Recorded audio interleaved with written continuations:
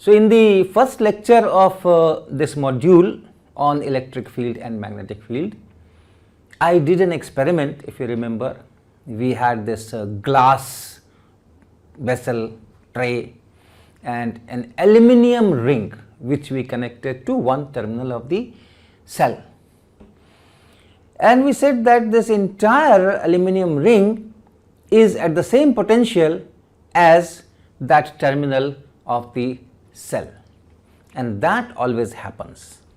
If you have a conductor and if no currents are going in the conductor, all parts of that conductor will be at same potential. Now, if you have two conductors, suppose you have two conductors and connect them to the two terminals of the battery. Suppose you have a conductor, some conductor here, some conductor A, and nearby you also have some other conductor B, and you connect them to a battery or a cell. This is the symbol for battery. The longer line represents higher potential, the smaller line represents lower potential, which we generally take 0, but not necessarily. So, if this is 0 and this is all conductor, this is connecting wire made of conductor, and this is a big conductor here. So, this potential will be same as this potential, this potential, this potential, this potential, this potential, this potential, this potential, this potential, this potential. This entire thing will be at one single potential, which you can call 0. So, here you say that V is equal to 0. Similarly, this entire conductor and this connecting wire will be at that same potential as this terminal of the battery, which you can call, say, some V naught or something.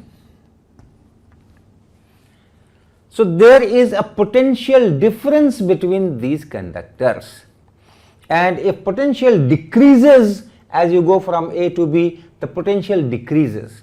That means you have some kind of electric field in between. So, electric field can be created just by taking two conductors and joining them to the battery. And this kind of combination is known as a capacitor, which is very important element in all kinds of circuits and electronics and things like that. So, you have this capacitor. So, this is known as capacitor. And if the electric field is there, you must have charges which are producing this electric field. And so, by connecting it to this cell, you bring some charges on the conductors. On this conductor, let us say we bring plus Q charge, and this conductor we bring minus Q charge. Everything is neutral, it is only the redistribution of charges. So, if plus Q appears here, minus Q appears here. Now, there are some terms. First is, let us say, this charge. So, there is a term called charge on the capacitor.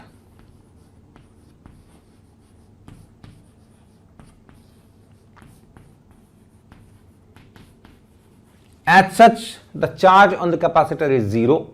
You have plus Q charge here, minus Q charge here, it is 0. But this term charge on the capacitor is used for the common magnitude of these two charges, plus Q and minus Q. So, that Q, common magnitude, that is known as charge on the capacitor. Then you have this potential difference, this V and this V, potential difference here. So, that is typically known as voltage on the capacitor.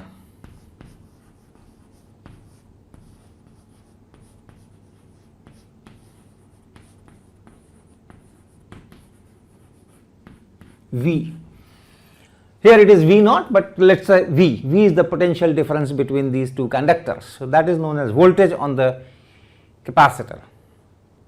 And the ratio, if you take the ratio C, which is this Q divided by V, that is known as capacitance, and this is the quantity which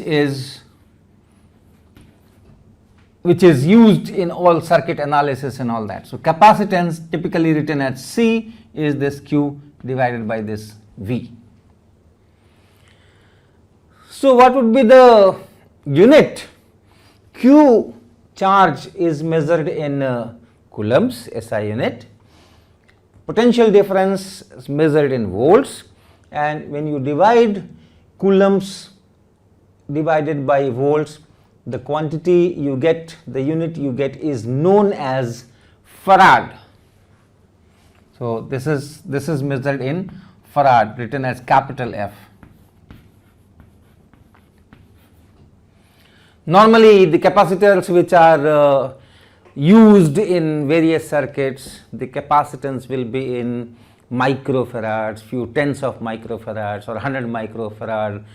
1000 microfarad will be called a very big capacitor or large value capacitor, and so on.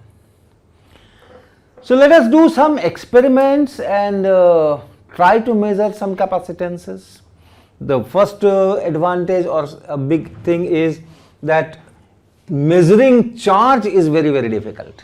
Measuring charge here is very, very difficult. But measuring potential difference V is not a big deal. You can use voltmeter, multimeter, whatever. Similarly, for measuring this capacitance also we have instruments, simple instruments known as capacitance meter.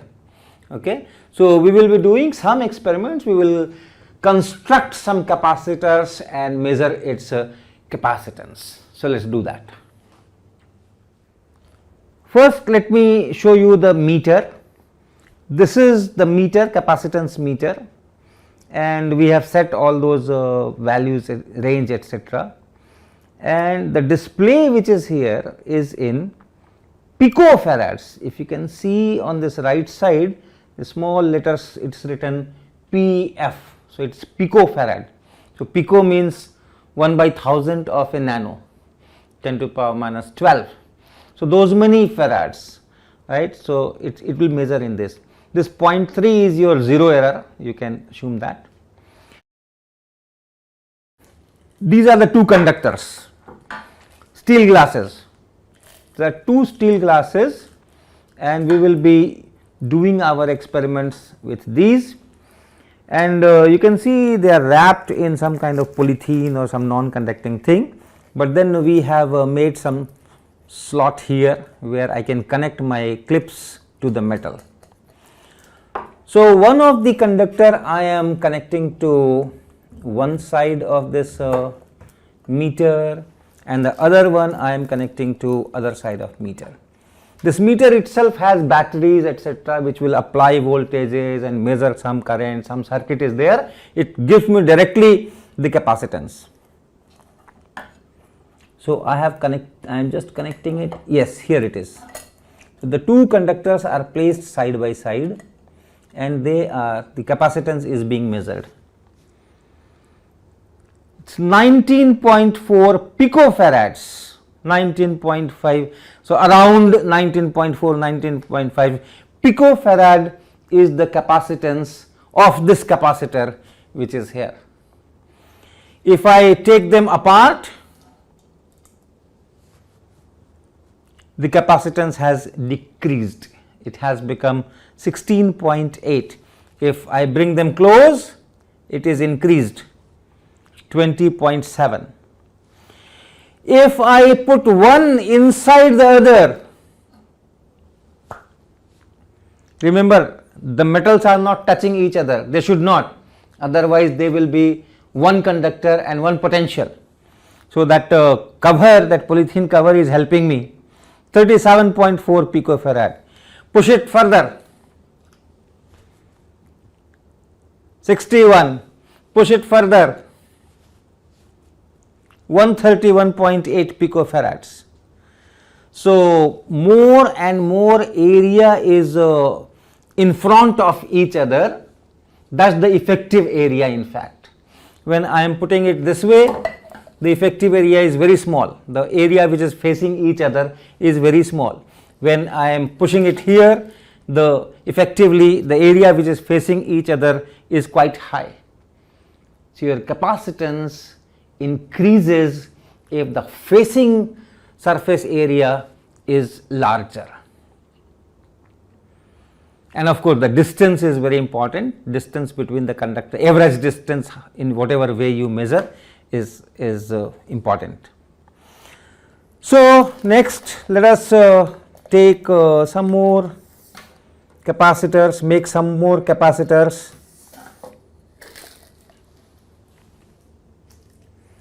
Let me take these two wires, plastic coated wires. These are two conductors and they are coated with, or cover is this non-conducting material. So, if I connect one of them here, another here, see what happens. Do we have some capacitance? Do we have some capacitance? Yes, this is also a capacitor and the capacitance is 15.8 picofarads. So, that is the capacitance. Commercially, the capacitance which are available in market, they are of different types and different shapes, and accordingly they have different applications.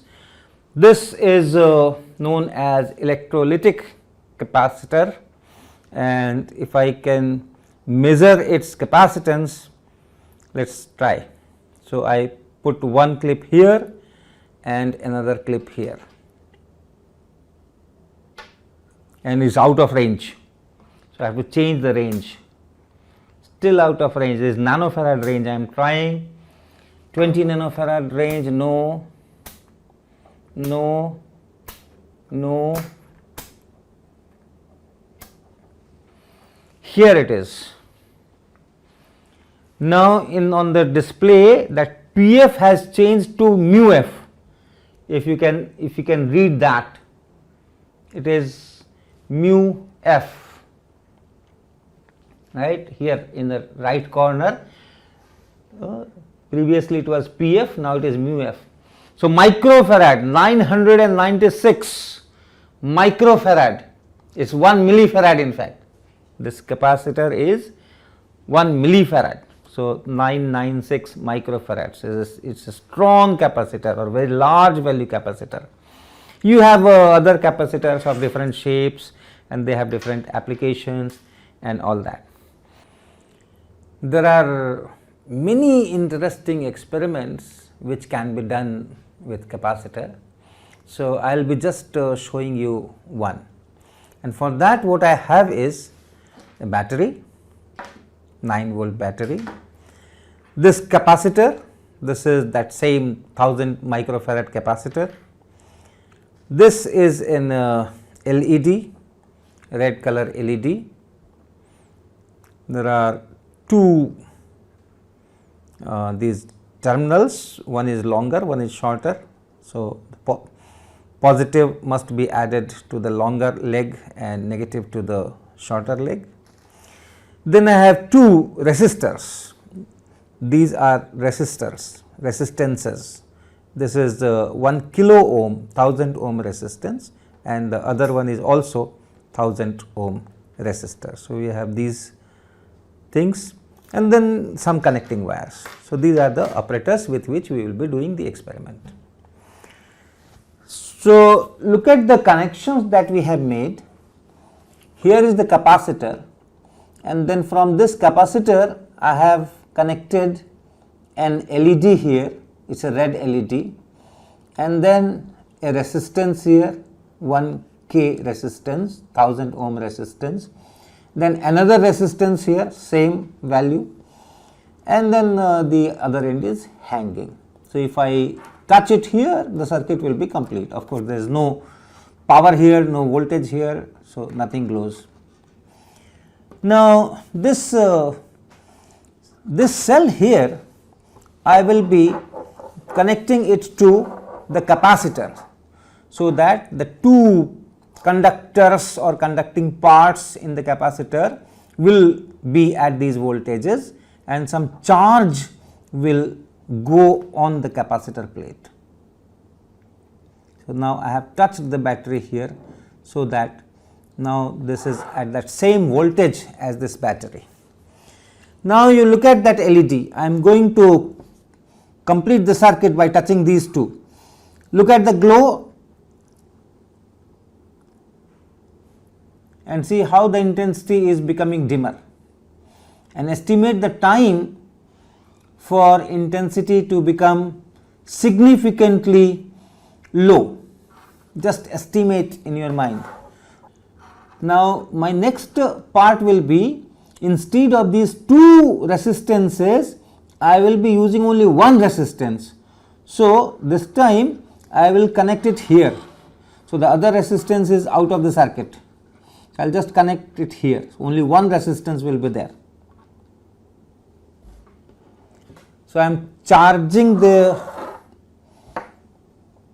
capacitor by touching this terminals of this cell, and now look at the brightness and how much time does it take.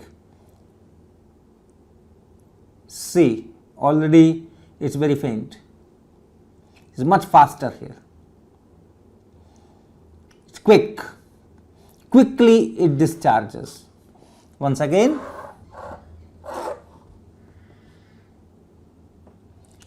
this I have charged, and now I am connecting it to the LED, and see how fast the brightness becomes much smaller. So the factor which governs this rate of discharging is the product of capacitance and resistance, C into R. The capacitance multiplied by resistance. If you take this in farad and this in ohm, this product will be in seconds. It has dimensions of time. So this product will decide how much time it is going to discharge significantly. So in our case, this capacitance was fixed, 1000 microfarad. But in one case we had a lower resistance, we used only one resistance. In the other case we used two resistances, so this was doubled. So this is called time constant. So that time constant was doubled, and therefore it took more time to discharge. So now let me move on to magnetic field. When we talked about forces between two charged particles, we said that the force is mediated by electric field produced by these particles. In the same spirit, any magnetic force is mediated by another kind of field which we call magnetic field. So if you have two magnets attracting each other, or a magnet which attracts a pin, iron pin, or if you have currents which attract each other or repel each other, these are all examples of magnetic forces, and again a magnetic field is created and that field exerts force.